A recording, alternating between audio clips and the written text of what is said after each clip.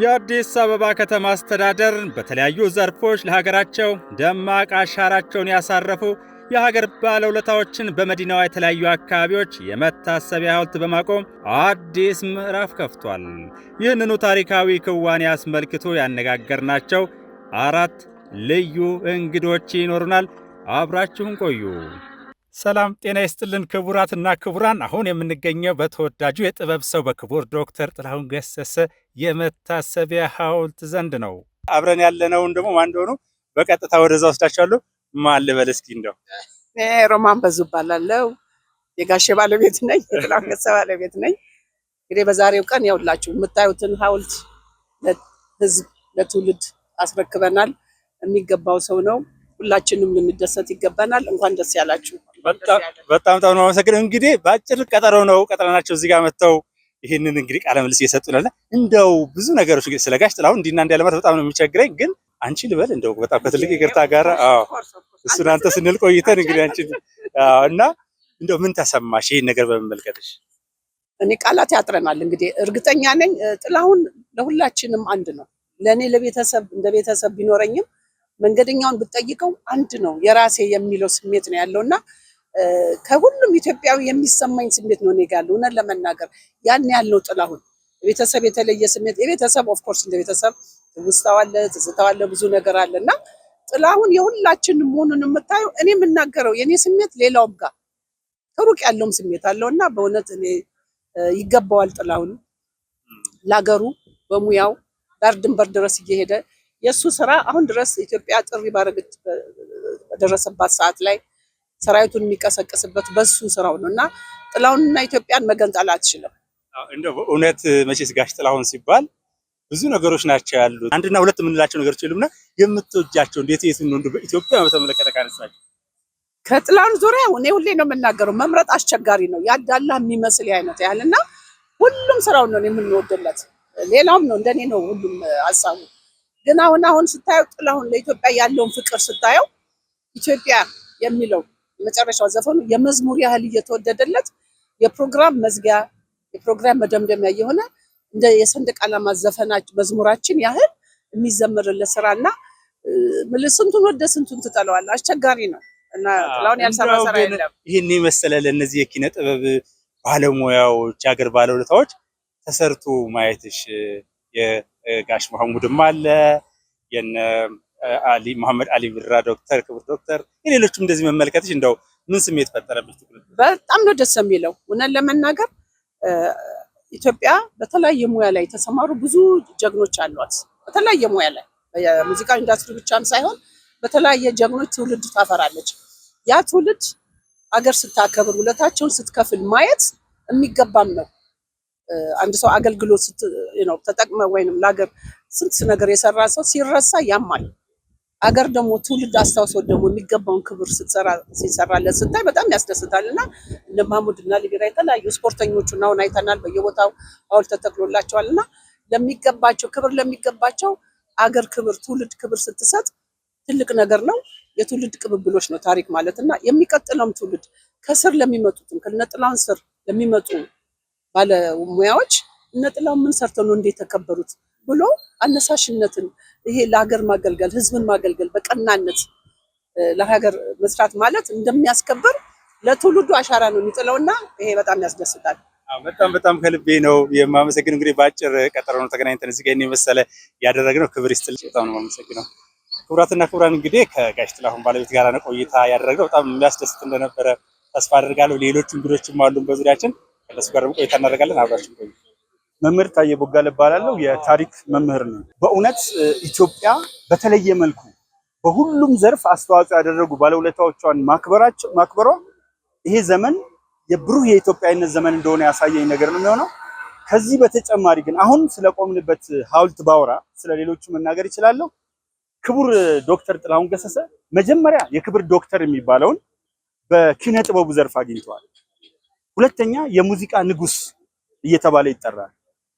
ሶስተኛ በሐዘኑም ሆነ በቆመበት ጊዜ ከክቡር ጥላሁን ዶክተር ጥላሁን ገሰሰ ጋር አብሮት ያልቆመ ማንም ሰው የለምና የሚገርመው ክቡር ዶክተር ጥላሁን ገሰሰ አንደኛ በእንትን ውስጥ እንግባ በሙዚቃ ውስጥ ከሰዓት አከባበር ጀምሮ እስከ ትልቋ እናት ሀገር ድረስ ብዙዎቻችን የእናት ሀገር ፍቅር በውስጣችን እንዲቀጣጠል ያደረገ እንዲያ በሚስረቀረቅ ድምፁ በተለያዩ አውደ ጉዳዮች ላይ በተለያዩ ማህበራዊ ምጣኔ ሀብታዊና ፖለቲካዊ በተለይም ሀገራዊ ጉዳዮች ላይ የዘፈነ ወታደርም ከያኒም አርቲስትም ሁሉንም ነገር ነውና ስለ ክቡር ዶክተር ጥላሁን ገሰሰ ስናወራ ውለን ስናደራ ብናድር መጽሐፍ ቢደጎስለት ጦማሮች ቢሰነዱለት የማይበቃው ታላቅ ሰው ነውና እሱ ሐውልት አጠገብ ቆሜ ይህን አይነት ነገር እንዳስተላልፍ ጋዜጠኛው ውብሸት ታዬ ስለጋበዝከኝም ምስጋና እጅግ በጣም ለየት ያለ ነው።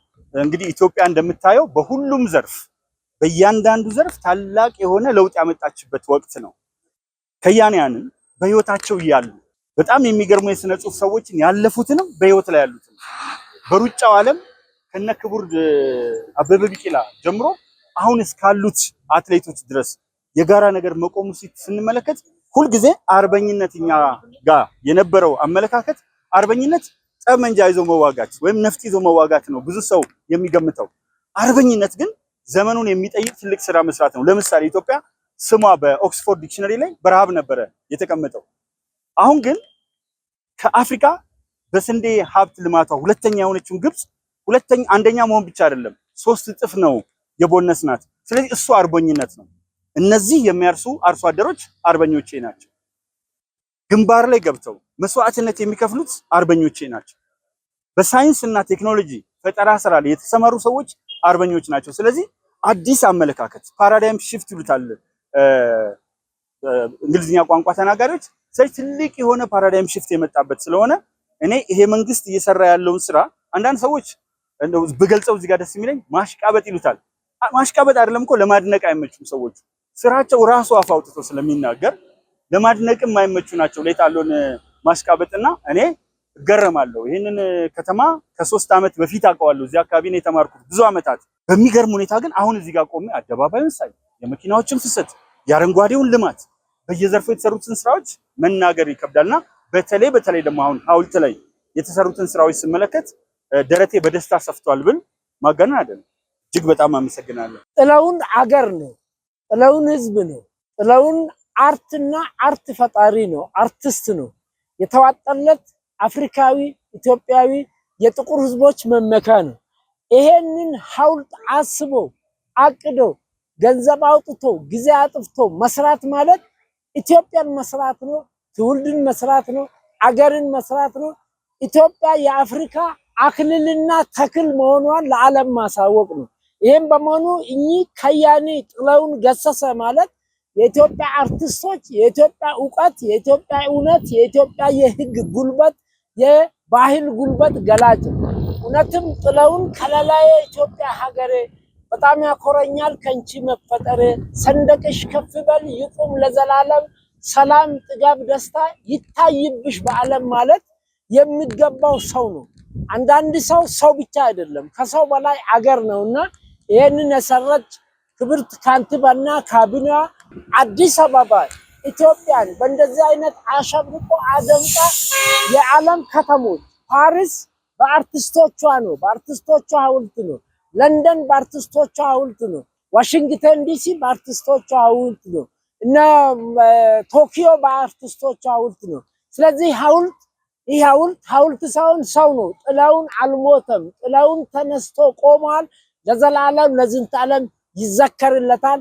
አጋጣሚ ሆኖ እኔም በልጅነቴ አርቲስት ጥላሁንና ብዙነሽ ከበደ አሰላ መጥተው ሲዘፍኑ ከሚያደንቃቸው አንዱ ነኝና እንኳን ደስ አለ ቤተሰቦቹንም ወይዘሮ ሮማንን ልጆቹንም ለምን ያህልን ሁሉ እንኳን ደስ አላችሁ እላለሁ። በጣም ደስ ብሎኛል። ዛሬ የተባረከ የተቀደሰ ቀን ነው። በጣም ኮርቻለሁ። በኢትዮጵያዊነት በአፍሪካዊነት በጥላሁንና ይሄን ሐውልት እንዲህ አጊጦ በሰሩት ኢትዮጵያን ወገኖቼ ኩራት ይሰማኛል። ቴዎድሮስ አያሌው እባላለሁ። የጋሽ ጥላሁን እጅግ አድናቂ ነኝ። ደግሞ የምንወዳቸው የምናከብራቸው ጋሽ ጥላሁንን የምወደው እኔ በአባቴ ነው። አያሌው በጣም ነው የሚወዳቸው። መቶ አለቃ አያሌው የአስመራ ትዝታው ናቸው። ክቡር ዶክተር ጋሽ ጥላሁን ገሰሰ በዛሬው ዕለት በተለይ በዚህ አደባባይ ለጋሽ ጥላሁን ይሄን የሐውልት ቆሞ በማየታችን ድፍን ኢትዮጵያ የሚኮራባቸው እንደውም የሁሉ አባት ነው የሚባሉት ጋሽ ጥላሁንና እኔ አንተም አንተ እያልኩ ነው። አርቲስት ያው አንተ ነው የሚባለው፣ ግን እንደው ከማክበሬም የተነሳ እንደሆነ እንዲታወቅልኝ እፈልጋለሁ።